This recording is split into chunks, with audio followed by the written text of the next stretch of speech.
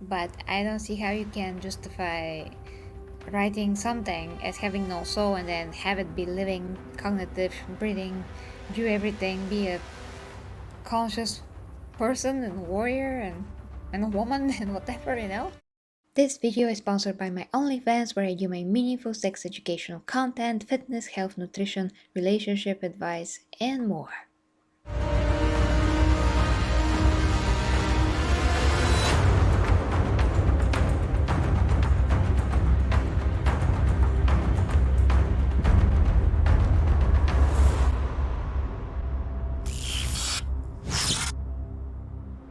We are mute but not without power, we are silent but not without resolve, we are untouchable but not without courage, we are sisters and have but one father.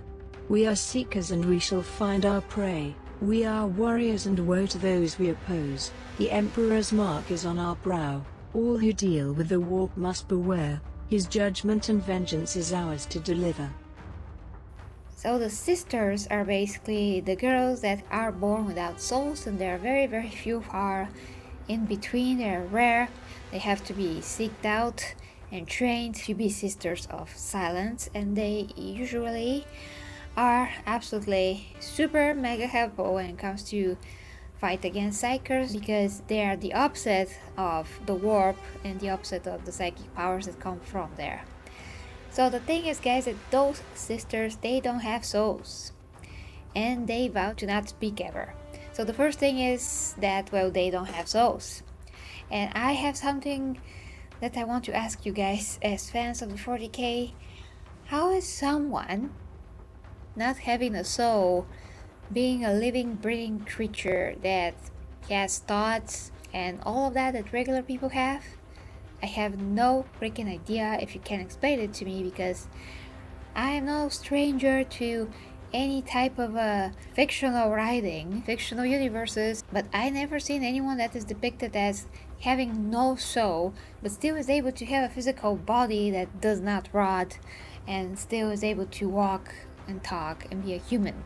How that creature, those sisters, have no souls just does not make any sense. Other established universes and how some things are depicted, which they do try to make them make sense in other universes, but here, for them to just have no soul usually means that they're just dead, and that's that. But having consciousness, having all of those qualities that normal people have, first thing, they will be just born dead, and their bodies are just going to rot as everyone else that is dead if they have no soul. How is this possible? What runs their body then? What inhabits their physical shell in order for them to move and walk and talk and think and be persons, because each and every one of them are individuals, which will require, once again, a soul. I mean, everything that is them being alive and all is requiring them to have souls. Now, recently I have played God of War Ragnarok, and I saw that some god slash titan is taking the souls of some animals and thus leaving their bodies completely like automatons that was just, well, yeah, I mean, they were still living, but there were nothing there, so it's just like a shell that's not used, but it's also not rotting, which also does not make any freaking sense, okay? Any freaking sense. I don't know how these writers think about those things, because sometimes they surprise me by the ways that they're writing some of the stuff in 40k, and sometimes they're like so far out of the already established perceptions of certain things that they just don't make any sense anymore. So for me, that is that. And the other thing is about the fact that they have taken vow of silence, although they can talk and they can talk with signs. That makes things a lot less efficient, so I don't see the benefit of not talking, communicating freely with others.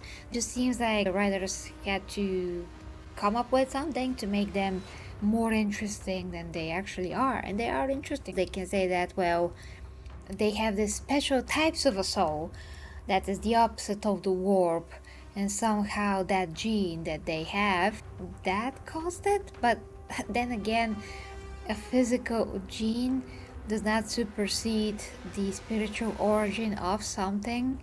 Usually the other way around. What is brought forth in terms of information down to earth left its influence on the body, and so the body has traits, qualities, genes.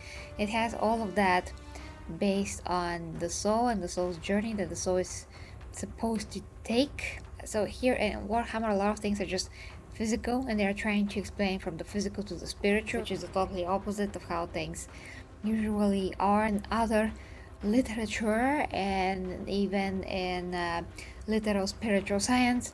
So I don't know why they decided to go with that route, honestly.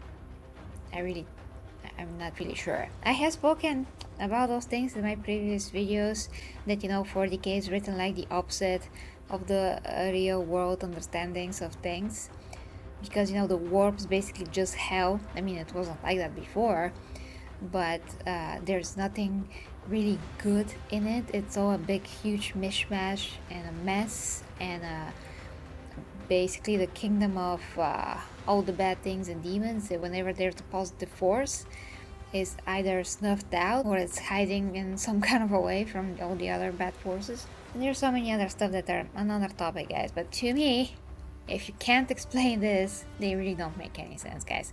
They're cool and all, but I don't see how you can justify writing something as having no soul and then have it be living, cognitive, breathing, do everything, be a conscious person and warrior and a woman and whatever, it's ridiculous. So let me know what is your explanation for that, and can you make sense of it? If I can't, maybe you can.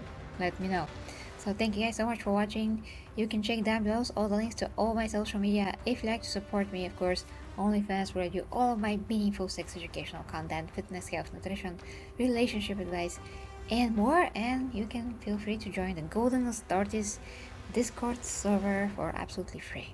Love you guys. This has been the Empress Show. Bye bye.